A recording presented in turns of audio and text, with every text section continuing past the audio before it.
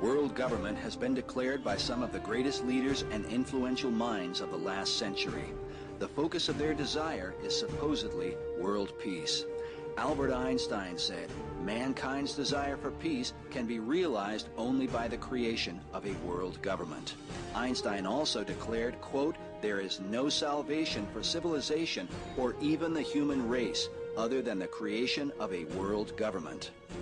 Walter Cronkite said concerning nuclear devastation that, quote, if we are to avoid that catastrophe, a system of world order, preferably a system of world government, is mandatory. The proud nations someday will see the light, and for the common good and their own survival, yield up their precious sovereignty, just as America's 13 colonies did 2 centuries ago. In 1992, Strobe Talbot, President Clinton's Deputy Secretary of State, was quoted in Time magazine saying, in the next century, nations as we know it will be obsolete. All states will recognize a single global authority.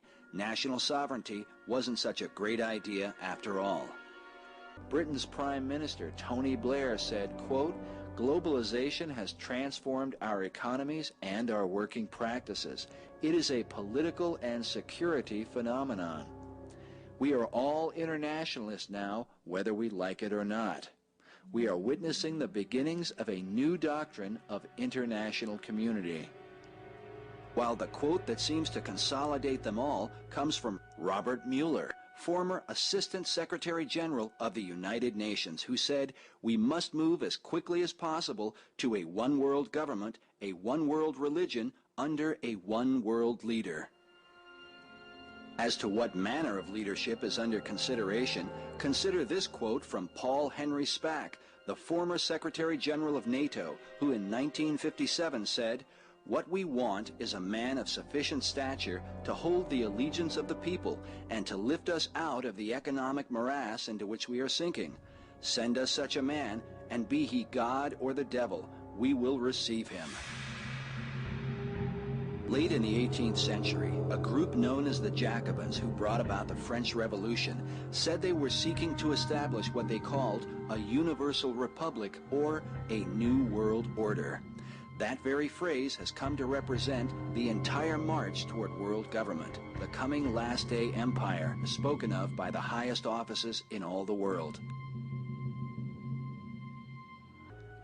In 1976, a new document surfaced that was called the Declaration of Interdependence. It was signed by 32 U.S. senators and 92 representatives in Washington, D.C.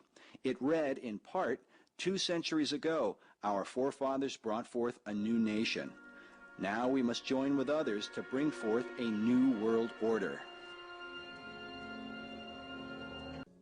Mikhail Gorbachev, the former leader of the Soviet Union, made this rather disturbing association when he said, we are moving toward a new world order, the world of communism. We shall never turn off that road. Perhaps most troubling of all is this quote from Adolf Hitler during the Second World War, who said, National Socialism will use its own revolution for the establishing of a new world order. Such disturbing statements about the New World Order are not confined to Hitler.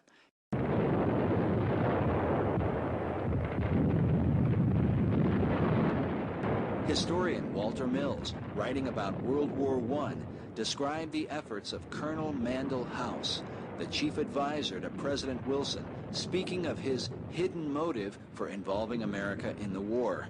He wrote, the colonel's sole justification for preparing such a batch of blood for his countrymen was his hope of establishing a new world order of peace and security. Nicholas Murray Butler, who ironically would win the Nobel Prize for Peace, gave this mysterious address before the Union League of Philadelphia on November 27, 1915. He said, the old world order died with the setting of that day's sun, and a new world order is being born while I speak, with birth pangs so terrible that it seems almost incredible that life could come out of such fearful suffering and such overwhelming sorrow. Chamberlain's Declaration of Peace is today considered one of the greatest blunders of the 20th century. Can these events have been a foreshadowing of things to come? You be the judge as you consider this speech given by President George Bush Sr. when he spoke of the New World Order before the United States Congress in 1991.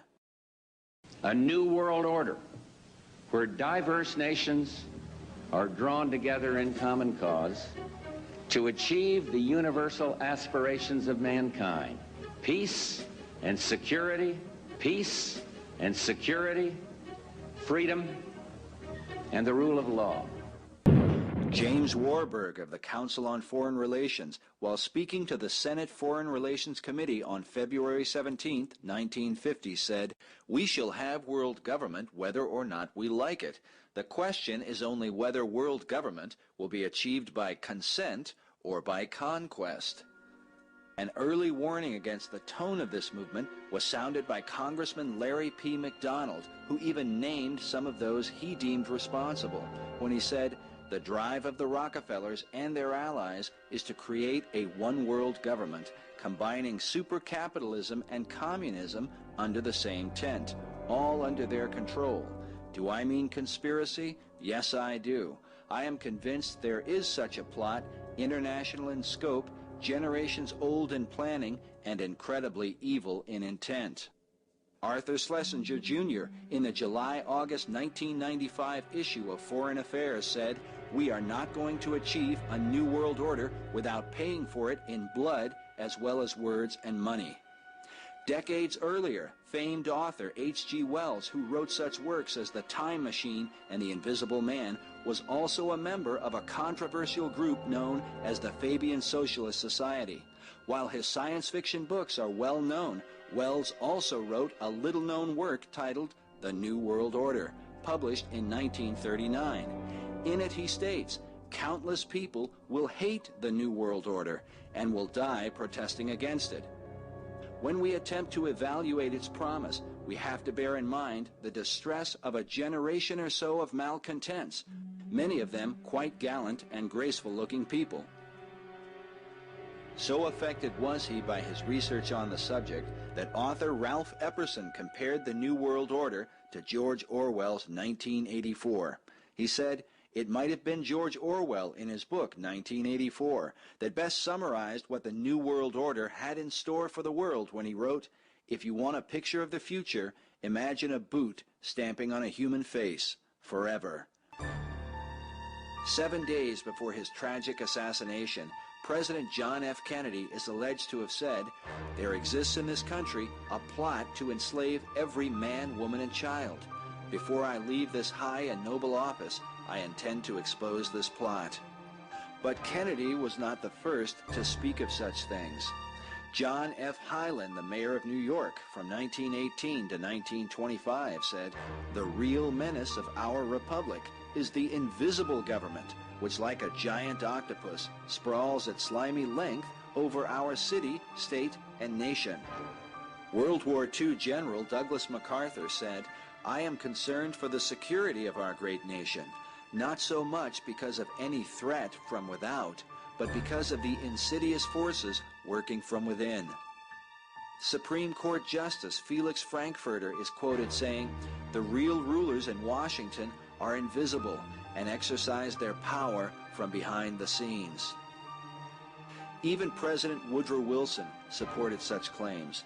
Today, the White House website reports that Wilson, quote, "asserted international leadership in building a new world order." However, in 1913, Wilson wrote these words in a work titled The New Freedom. He said, "Some of the biggest men in the United States are afraid of something.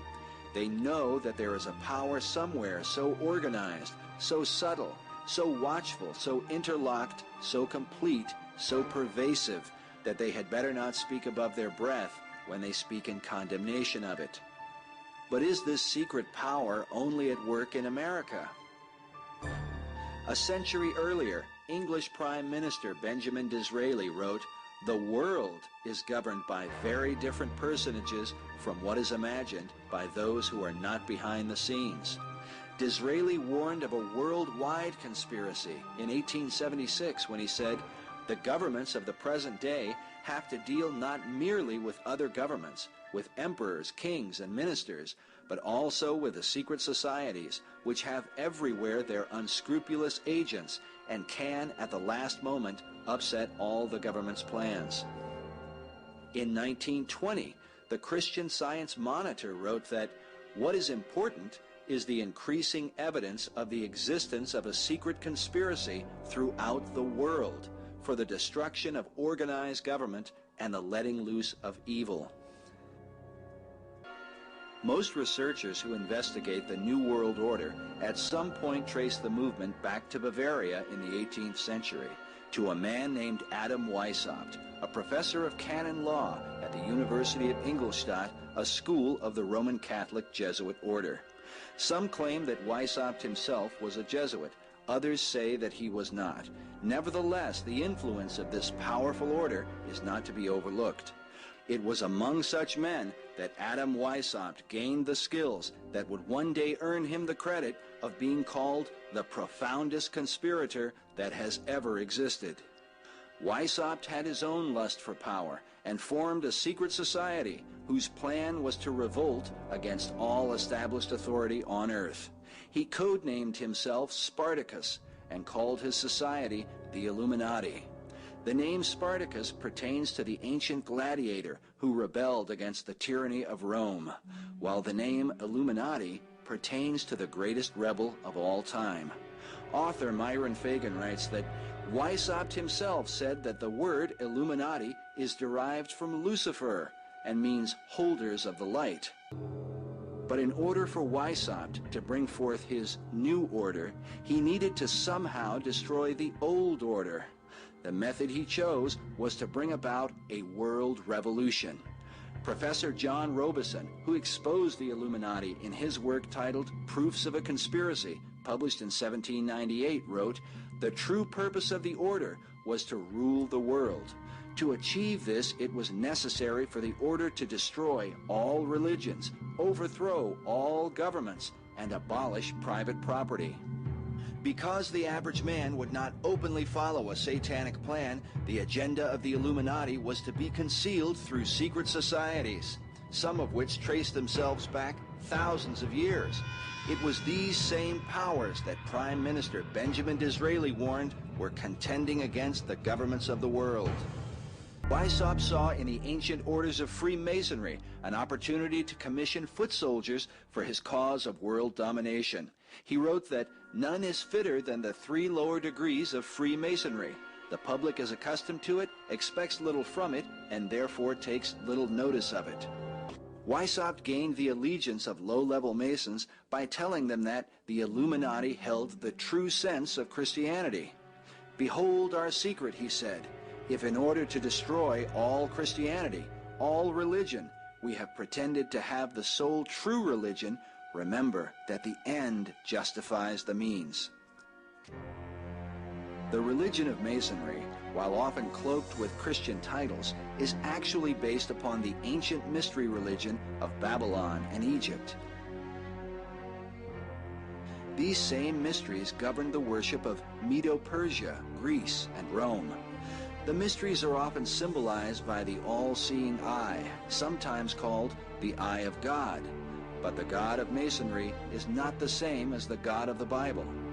None was more adamant about this point than the man considered by many to be the most influential Mason of all time, Albert Pike.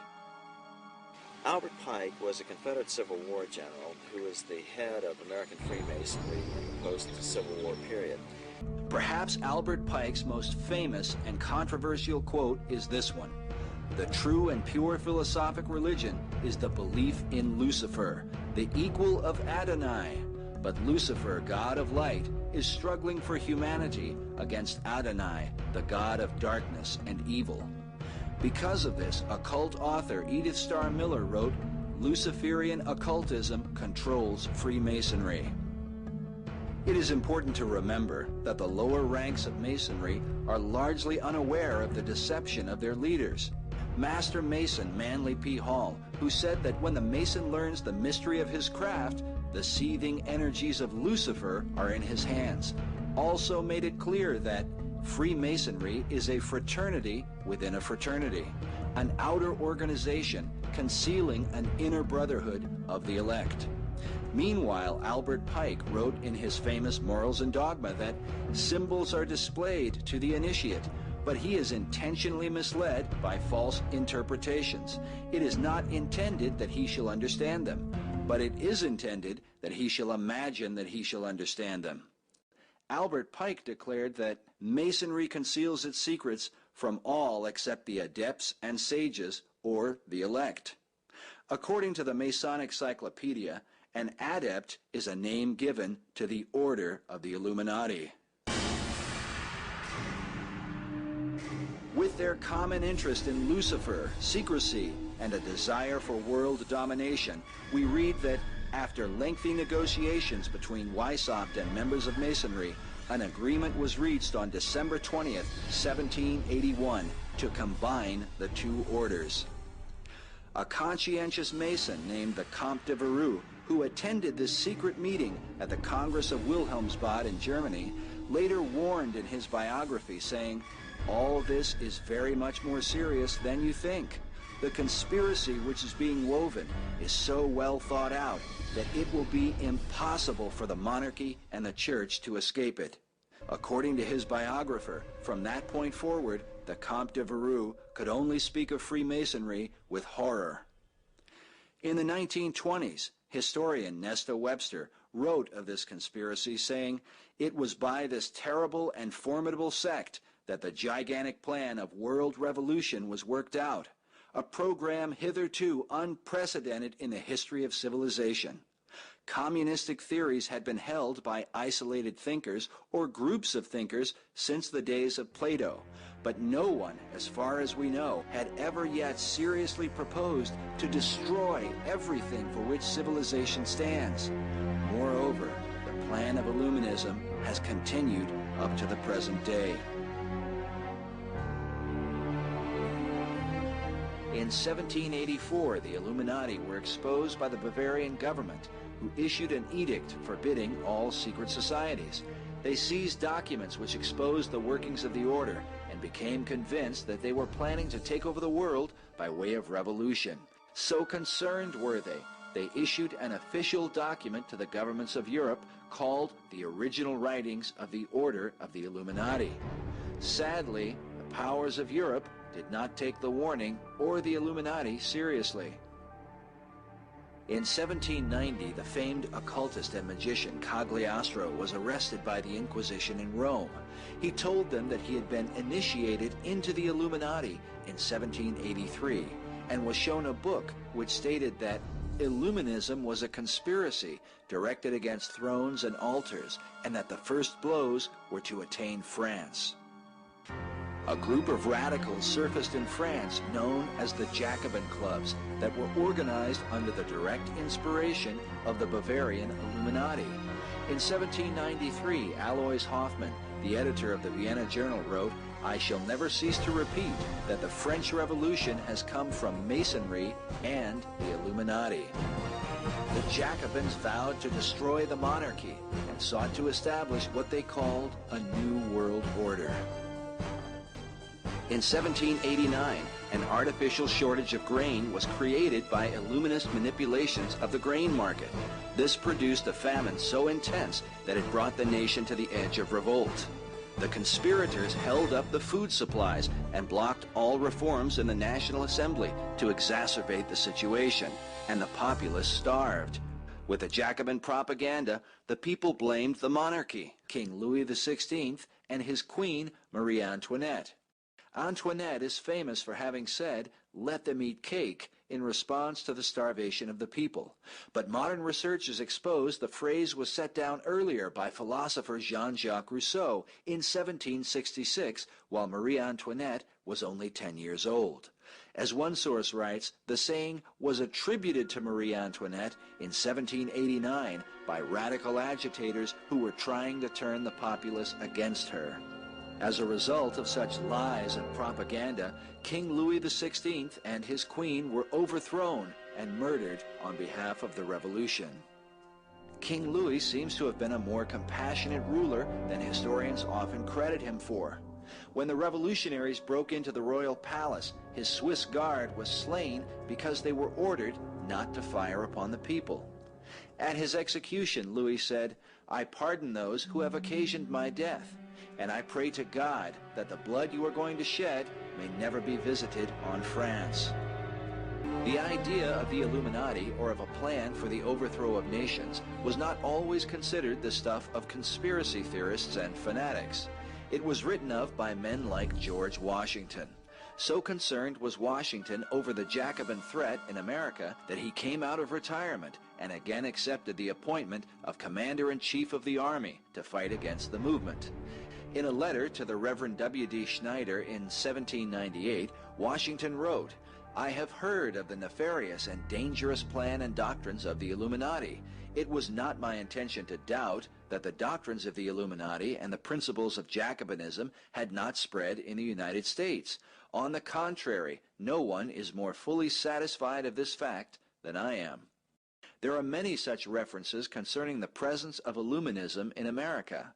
Reportedly, Harvard's Houghton Library contains numerous sermons, pamphlets, and books denouncing Illuminism or the Illuminati during the late 1790s and early 1800s. In 1885, Monsignor George Dillon wrote, "Communism is but a form of the illuminated masonry of Weishaupt."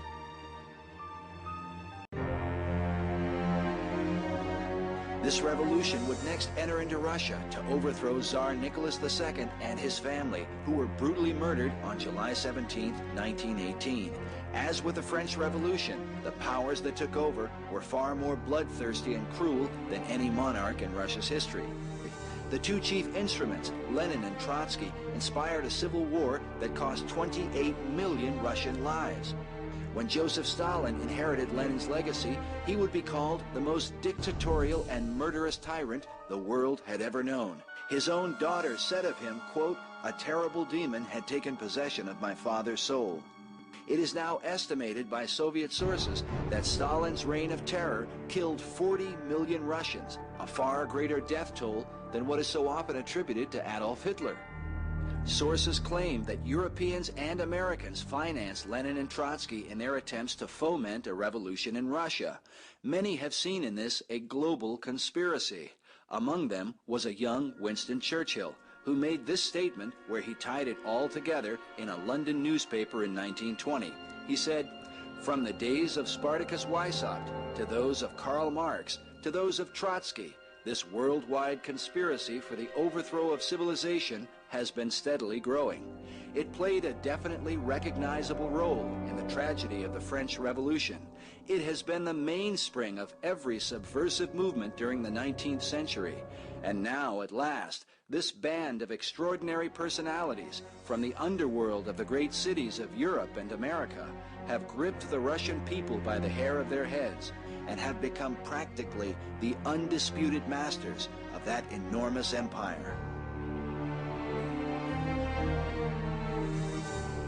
Yet in 1945, Churchill would be among the three leaders at the infamous meeting at Yalta, an historic event that many argue was a gigantic push for the New World Order.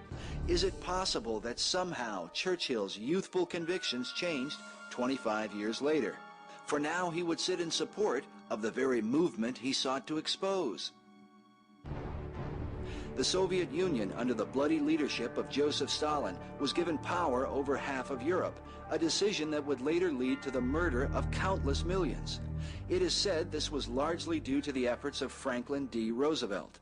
FDR was also responsible for putting the Masonic seal on the back of the U.S. dollar bill, with the all-seeing eye and the words Novus Ordo Seclorum, translated by many researchers as the New World Order. The Reverend Jim Shaw, a former 33rd degree Mason who left the order and wrote his book titled The Deadly Deception, was interviewed by a reporter in 1989. We read that, concerning the famous picture at the Yalta Conference, Reverend Shaw said, "And there they were, Roosevelt, Churchill, and Stalin, all three Masons." Some may suggest that Yalta was simply the poor judgment of men who did not realize what they were doing. But is it possible that a much greater agenda was at work.